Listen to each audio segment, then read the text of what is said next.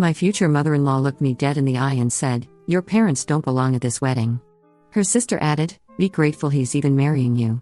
She continued, "I've already invited my friends to take their seats." My father-in-law agreed, "Some people just don't fit our class." My fiancé sneered, "Listen to what my mom just said, she's always right. Now go back to your seat." I smiled sweetly and replied, "Perfect. Neither do you?" What happened next absolutely destroyed their perfect little world. I'm Ariana, 28F, and until 3 weeks ago, I was engaged to Jonas, 31M. We've been together for 3 years, engaged for the last 18 months, and despite some red flags I chose to ignore, I thought we were building something real together. His family, the Harrisons, were what you call old money, the kind of people who think their last name opens doors and their bank account makes them royalty. My parents, Harvey and Renee, are hardworking middle-class folks. Dad's a high school math teacher who's been at the same school for 25 years, and Mom manages a local veterinary clinic.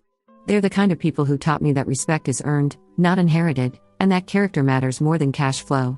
They saved for months to help with wedding expenses, despite Jonas's family insisting they'd handle everything. The warning signs were there from the beginning.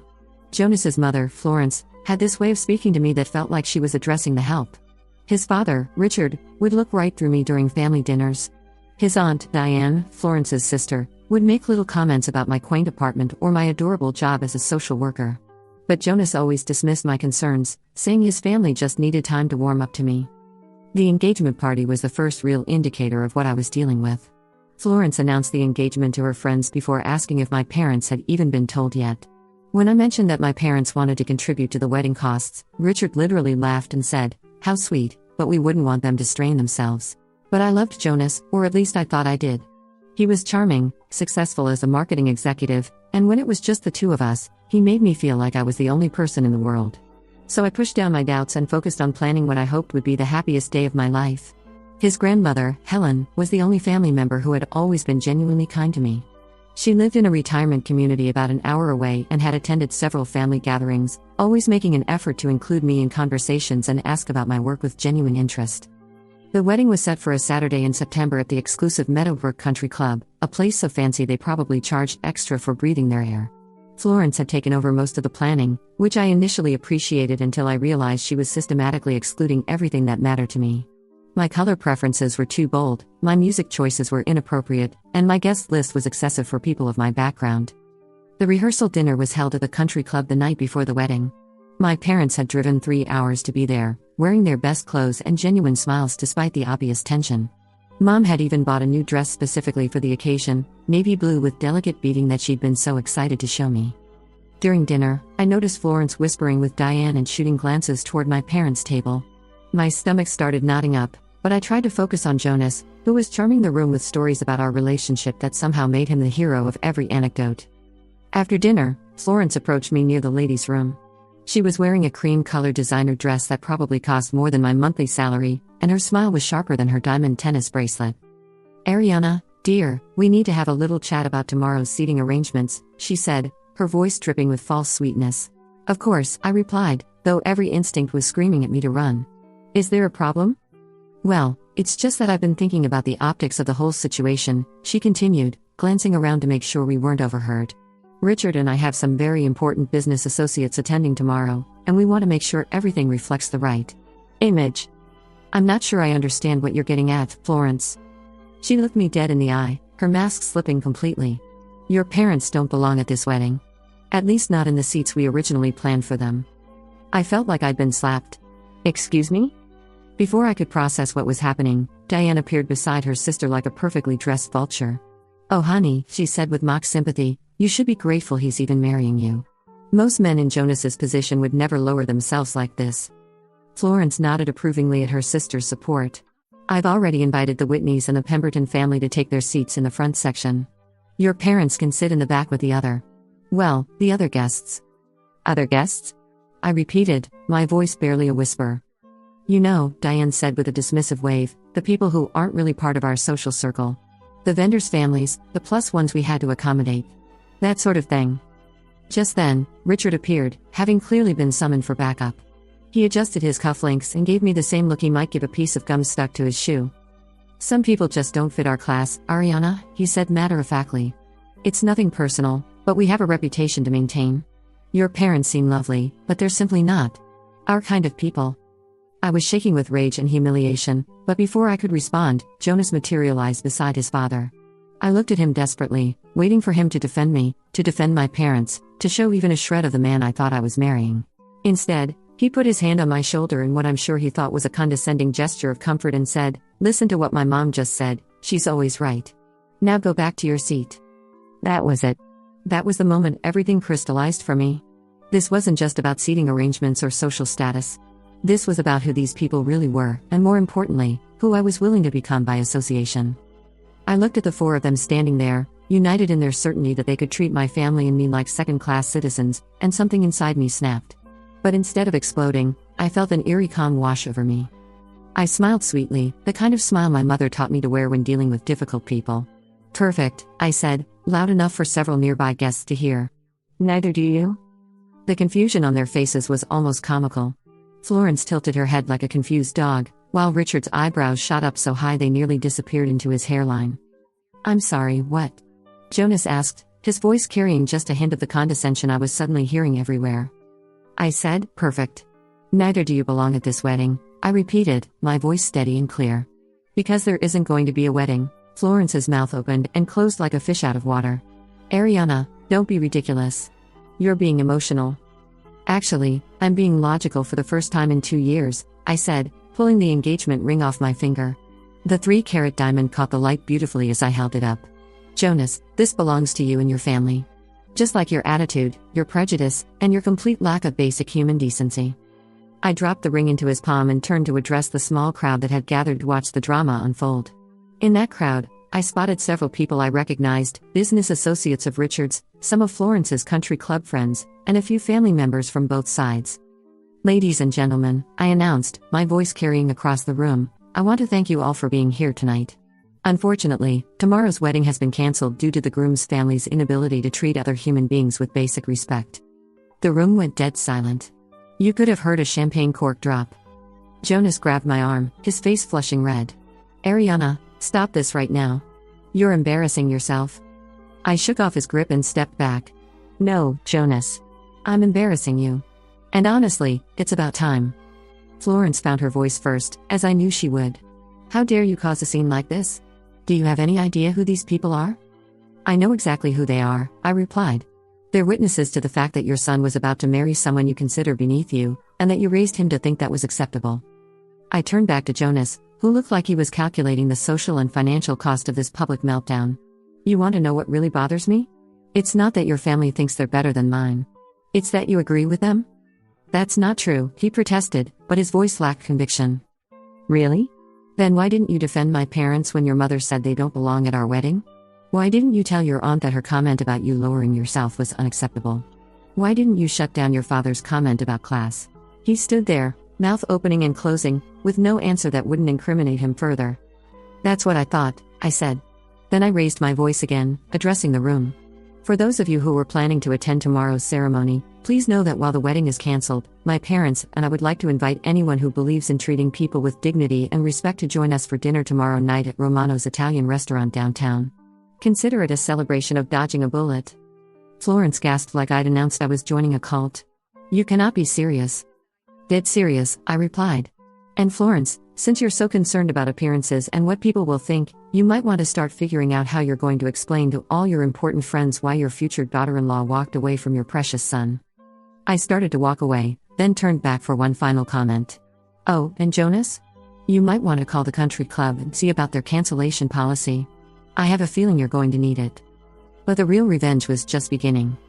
You see, what the Harrison family didn't know was that I'd spent 3 years being very observant. When you're constantly made to feel like an outsider, you notice things. You listen to conversations you're not supposed to hear. You pay attention to the whispered phone calls and the documents left on coffee tables. Over the past 18 months, I'd picked up bits and pieces about Richard's business dealings. He owned several rental properties around the city, and from what I could gather from his phone conversations and documents I'd seen during family gatherings, he wasn't exactly operating them according to city housing codes. I'd even been with Jonas once when he helped his father collect rent from tenants who complained about broken heating systems and water damage that Richard refused to fix. Florence, meanwhile, was the treasurer of a charity organization that seemed to have some interesting accounting practices based on her conversations with Diane about creative bookkeeping. But the most damaging information I had was about Jonas himself. 6 months earlier, I'd accidentally discovered that he'd been inflating his expense reports at work and had been having an affair with his assistant, Jessica, for the past 8 months. I'd found out when Jessica called him while he was in the shower, and I'd answered his phone thinking it might be an emergency. The conversation was brief but revealing. Jessica was crying, saying she couldn't keep lying to her husband about working late. Jonas had promised her he'd leave me after the wedding, once he'd secured his inheritance from his grandmother's trust fund, which would only be released when he got married. I'd been devastated at the time, but I'd also been strategic. Instead of confronting him immediately, I'd started documenting everything. Screenshots of text messages when he left his phone unattended. Photos of suspicious receipts he'd carelessly left around our shared apartment. I'd even managed to photograph some emails he'd printed out and left on his desk when I visited his office to bring him lunch. The weeks leading up to the wedding had been particularly revealing. Jonas's behavior became increasingly erratic as the pressure mounted. He'd started staying out later, claiming client dinners that I later discovered were actually hotel meetings with Jessica. He'd also become more dismissive of me, often correcting me in front of his family or making jokes at my expense that weren't really jokes at all. One particularly humiliating incident happened during a family dinner 3 weeks before the wedding. Florence had invited the Whitneys over, the same family she'd later want to give my parents seats to. During dinner, Mrs. Whitney asked me about my work as a social worker. "Oh, how noble," she'd said with that patronizing tone rich people use when they want to sound supportive while actually being condescending. "It must be so rewarding to help those less fortunate." Before I could respond, Jonas jumped in. "Ariana's always had a bleeding heart for strays," he said with a laugh that made my stomach turn. "I keep telling her she should consider something more practical. Maybe event planning or interior design. Something that would be useful for our future lifestyle." The table went quiet for a moment, and I felt my cheeks burning with embarrassment. "I love my job," I said quietly. "I'm good at it, and it makes a difference in people's lives." Florence smiled that razor-sharp smile of hers. "Of course, dear. But Jonas has a point. Once you're married, you'll have different responsibilities. Social obligations, charitable work, though the kind that involves galas and fundraisers, not the kind you do now." Richard nodded approvingly. "A Harrison wife needs to be seen in the right circles, supporting the right causes. It's all about image and influence." I looked at Jonas, waiting for him to defend my career choice, to tell his family that he was proud of the work I did. Instead, he just shrugged and said, "We'll figure it out after the honeymoon." That night, I'd gone home and cried for hours. Not just because of what they'd said, but because of what Jonas hadn't said. He'd sat there and let his family treat my career, something I was passionate about and good at, like it was a hobby I'd eventually outgrow. The incident at the country club fitting was another red flag I should have paid more attention to. We'd gone to finalize the details for the reception, and the event coordinator, Maria, had been nothing but professional and kind. She'd worked with us for months, accommodating every change and special request Florence had made. During our final walkthrough, Florence noticed that Maria had an accent and asked where she was from. When Maria mentioned she was originally from El Salvador, Florence's entire demeanor changed. "Oh," Florence said, her voice cooling noticeably. "And you've been in this country how long?"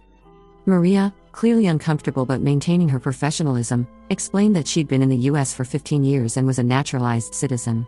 She'd worked at the country club for 8 years and had coordinated over 200 weddings. Florence smiled tightly. "I see.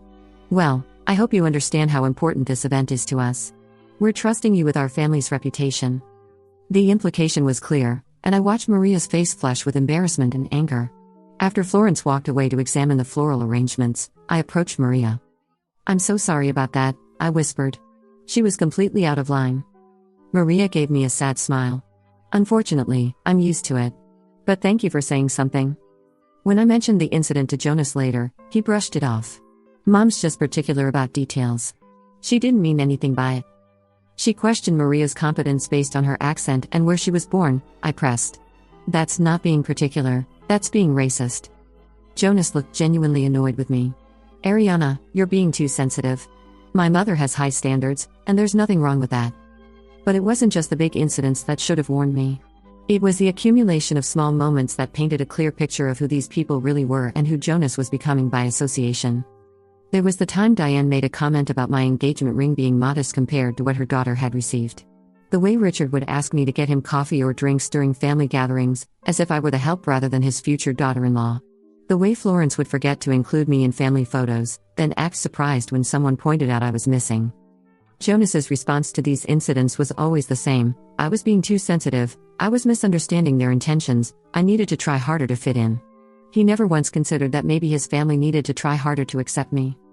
The breaking point almost came 5 months before the wedding, when I discovered Florence had been telling people I was pregnant. I found out when my own cousin, Amy, called it to congratulate me on the baby. "What baby?" I'd asked, completely confused. "The one Florence mentioned at the garden club luncheon," Amy replied. "She said that's why you were having such a quick engagement and why the wedding was being moved up." I was furious.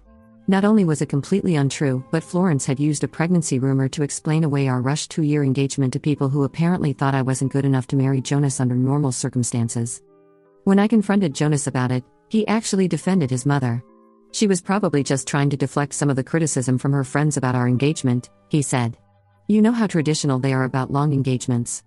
So lying about me being pregnant is supposed to make their friends more accepting of me? It's not that serious, Ariana. Mom will clarify things if anyone asks directly. She shouldn't have said it in the first place. And you should be angry that she's spreading rumors about your fiancé." But Jonas just looked at me like I was the unreasonable one. "Why are you making such a big deal out of this? It's not like it's going to matter in a few months anyway." That comment hit me like a slap. "What do you mean, it's not going to matter?" He backtracked quickly, realizing he'd said something revealing. "I just meant that once we're married, people will move on to other gossip." But I knew what he'd really meant. He was expecting me to get pregnant soon after the wedding, making Florence's lie retroactively seem prescient rather than malicious. The idea that my reproductive choices were already being planned and discussed without my input should have been the final straw. Instead, I found myself making excuses for him, telling myself that he was just stressed about the wedding and trying to keep peace with his family. I convinced myself that once we were married and away from his parents' influence, things would be different. The bachelor and bachelorette parties were another series of red flags disguised as normal pre-wedding activities. Florence had insisted on planning my bachelorette party, despite my preference for something low-key with my close friends. She'd organized a weekend in the Hamptons at her friend's house, complete with activities I had no interest in and women I barely knew. The entire weekend felt like an audition rather than a celebration. Florence's friends spent most of the time talking about their husbands' business deals, their children's private schools, and their latest charity work. When they bothered to include me in conversations, it was usually to ask pointed questions about my background or my plans for the future. "So Ariana," said one woman whose name I'd already forgotten, "Florence mentioned you work with underprivileged children. That must be so intense. Do you plan to continue after the wedding?"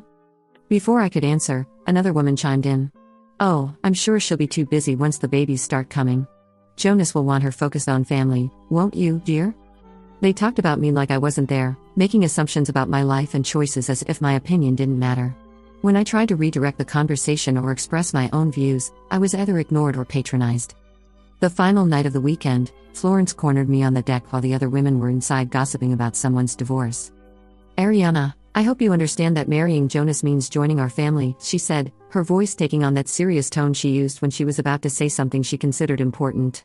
"We have certain expectations and standards that we maintain." "I understand that family is important," I replied carefully. "Good. Because I need you to know that how you behave, how you present yourself, what you choose to do with your time, it all reflects on us now. On Jonas's career, on our standing in the community, on our family name." She paused, letting her words sink in before continuing. "I know your parents did their best with what they had, but you're going to need to learn new ways of doing things. Better ways." I felt my jaw clench, but I forced myself to stay calm. "What kind of things are you talking about, Florence?" "Well, for starters, your wardrobe will need updating. I've already spoken to my personal shopper about setting up some appointments. And we'll need to work on your conversation skills, knowing which topics are appropriate for different social situations, understanding the dynamics of the circles we move in." She was essentially telling me that everything about me needed to change to be acceptable to her family. My clothes, my conversation style, probably even my friends and interests. "And of course," she continued, "we'll need to discuss your career situation. Social work is admirable as a volunteer activity, but it's not really appropriate as a full-time career for someone in your new position." There it was. The expectation that I would give up my job, my passion, my independence, to become whatever version of a wife they deemed suitable. "I love my job, Florence," I said, trying to keep my voice steady. "I'm not planning to quit." Her smile became strained. "We'll see, dear. I think once you settle into married life, you'll find your priorities shifting naturally. That night, I called my mom from the bathroom, whispering so no one would overhear. "Mom, I don't know if I can do this," I'd said, fighting back tears. "Do what, sweetheart?" "Become the person they want me to be. They want me to change everything about myself." My mother was quiet for a long moment. "Ariana, honey, when your father and I got married, we each changed in some ways. That's normal in a relationship. But we changed because we wanted to be better for each other, not because one family thought the other wasn't good enough." "I feel like I'm losing myself," I admitted.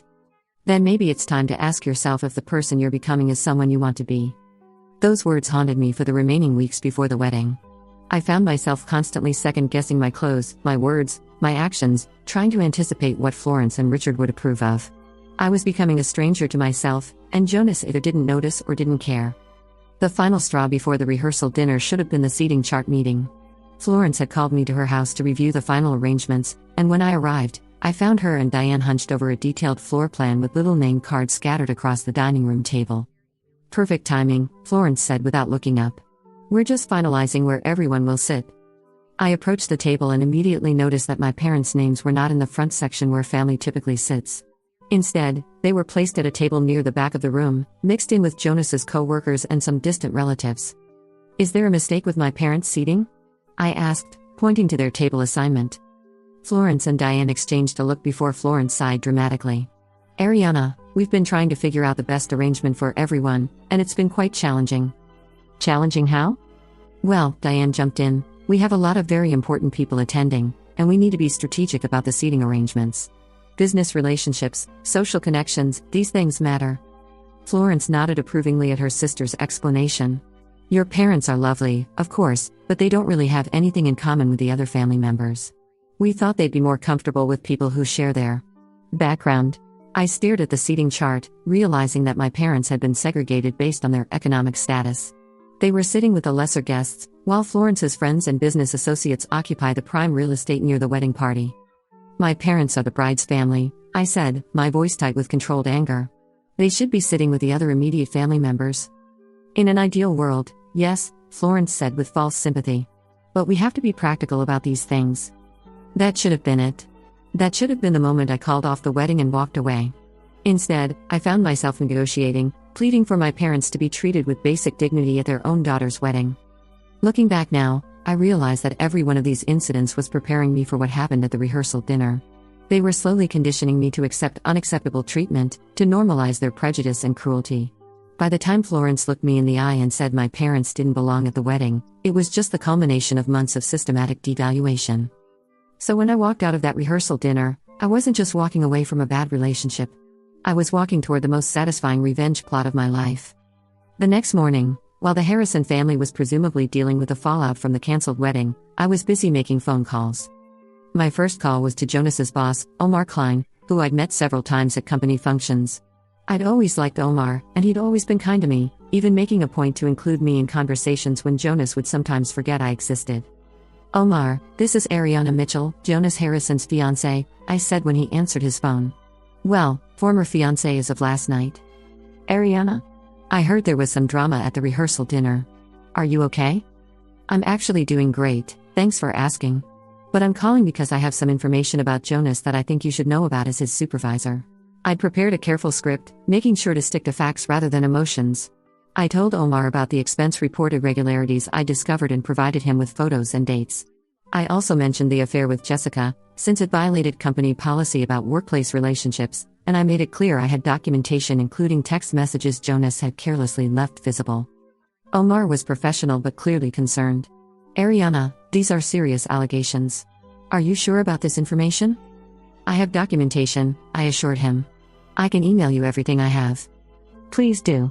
I'll need to review everything with HR and our legal team." My second call was to the city's housing inspector's office. I'd done my research and knew exactly which department handled rental property violations. I provided them with addresses of Richard's properties and detailed descriptions of the violations I'd personally witnessed, including the broken heating systems and water damage I'd seen when accompanying Jonas on rent collection visits. My third call was to the IRS tip line.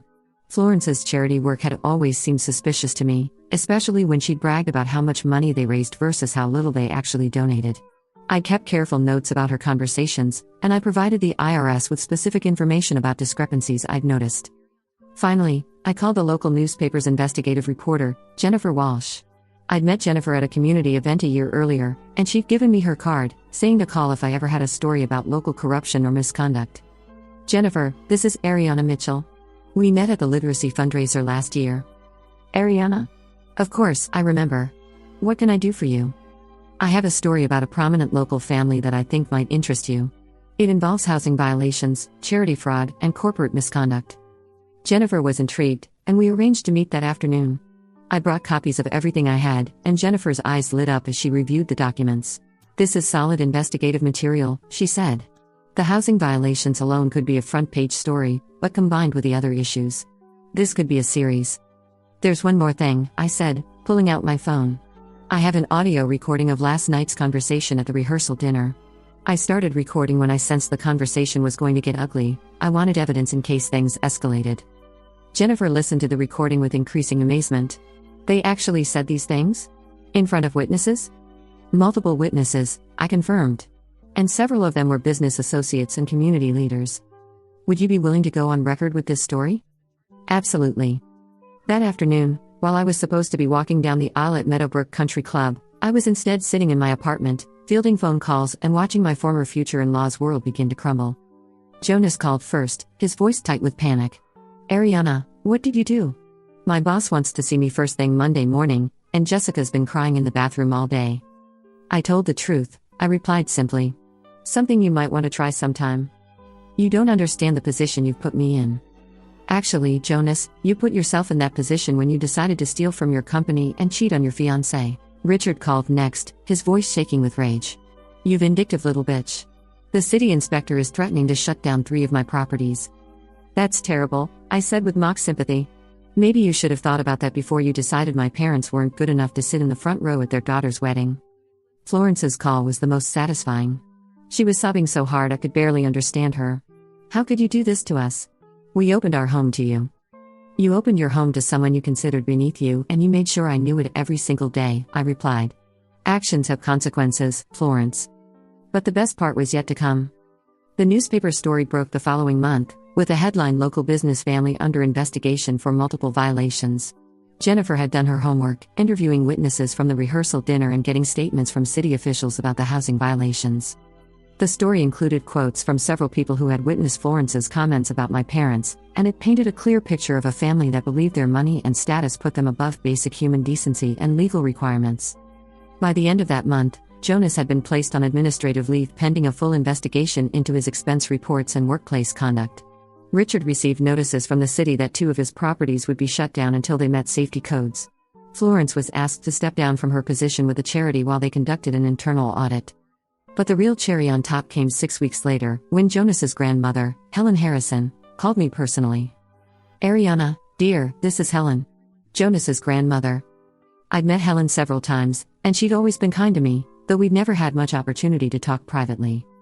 Hello, Mrs. Harrison. How are you? I'm calling to apologize, she said, her voice firm despite her age. I just heard about what happened at the rehearsal dinner, and I want you to know that not all Harrisons believe that money makes them better than other people. Thank you for saying that. It means a lot. I also want you to know that I've made some changes to my will. Jonas will not be receiving his inheritance when he marries Jessica or anyone else. I've been thinking about this decision for months, especially after seeing how he and his parents have treated you.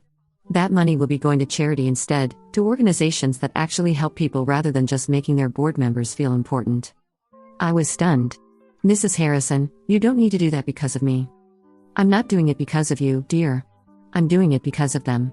You've shown me who my family really is, and I don't like what I see. The aftermath unfolded over several months. Jonas lost his job when the investigation revealed not only expense fraud but also that he'd been sharing confidential client information with Jessica. Richard had to sell 2 properties at a loss to pay for the city-mandated repairs and fines. Florence's charity was investigated by the state attorney general's office, and while no criminal charges were filed, the negative publicity destroyed her social standing. Jonas tried to contact me several times over the following months, alternating between apologies and blame. In one voicemail, he begged me to take him back, promising he'd changed. In another, he accused me of ruining his life out of spite. I never responded to any of them. The dinner I'd invited people to at Romano's turned out to be one of the best nights of my life. About 30 people showed up, including some of Jonas's own relatives who were horrified by their family's behavior. My parents were treated like the wonderful people they are, and several attendees made a point of telling them how proud they should be of the daughter they raised. Mrs. Harrison even attended, bringing a bottle of champagne and toasting Ariana's integrity and courage. 1 year later, I was promoted at work, partly because the publicity from the newspaper story had highlighted the important work our organization does in the community. I'd also started dating again, this time with a much clearer understanding of what I would and wouldn't accept in a relationship. Jonas, meanwhile, had moved to another state after Jessica's husband filed for divorce and Jonas couldn't find work locally due to his reputation. Last I heard, he was working in customer service and living in a modest apartment. Florence and Richard moved to Florida, claiming they wanted to be closer to Richard's brother, though everyone knew they were running from the social disgrace. Florence had to give up her membership in 3 different organizations due to the charity scandal. The best part of all this? Several people who witnessed the rehearsal dinner confrontation had discreetly shared what happened within their social circles, and word spread quickly through the community about the Harrison family's behavior.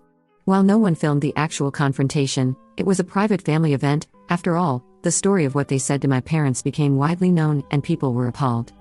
One comment that particularly stuck with me said, "This is what happens when people who think money makes them better than everyone else meet someone who knows that character is the only thing that really matters."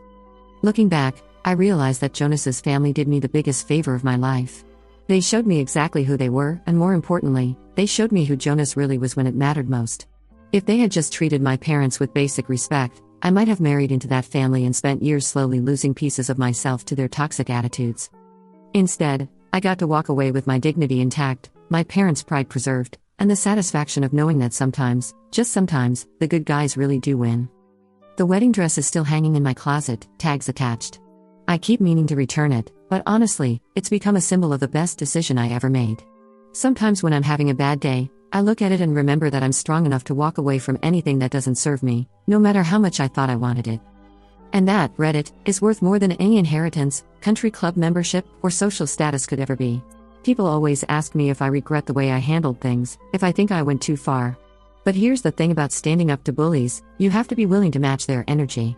They spent 2 years making me feel small, culminating in a public humiliation of my parents.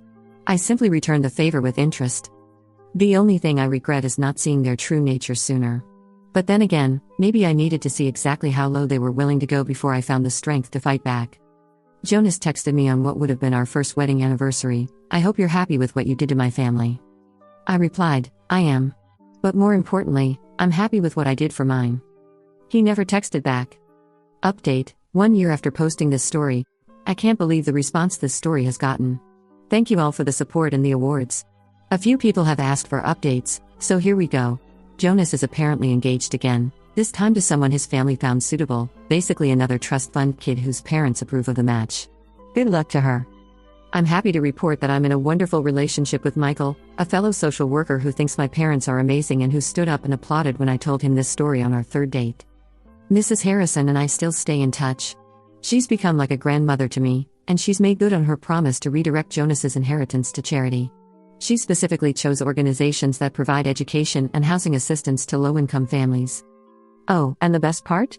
My parents used the money they'd saved for wedding expenses to take their dream trip to Ireland. They sent me photos from every castle and pub they visited, and Mom said it was the best money they'd ever spent. Sometimes the trash really does take itself out.